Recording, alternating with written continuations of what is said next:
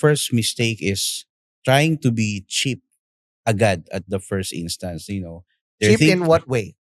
they're trying to get a bookkeeper from Facebook or communities that they will only Bookkeeper pay. from TikTok, sumasayaw, ganon. Oo, mga ganun, that will only pay, I don't know, 500 pesos, 1,000 pesos a month. And it's not even doing the right thing. Yeah. So that's a big problem. It creates that, snowballing, ticking bomb. Yep. That when the time comes na ito na, this potential investor wants to fund you. They ask for your books. You don't have any books to show. It's just the Google Sheet, the listing of all the unpaid bills or, the invoices and whatnot. It's very unstructured. These investors will want to see, are you really kumikita?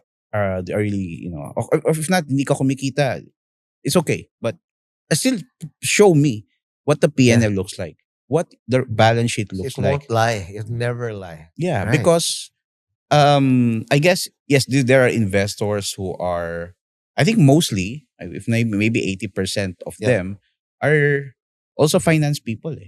They have the orientation of a finance person. So just like, when you go to supermarket or department store, before you even buy a certain product, you also assess, diba? Is this the right product for me? Mura ba? Mahal ba?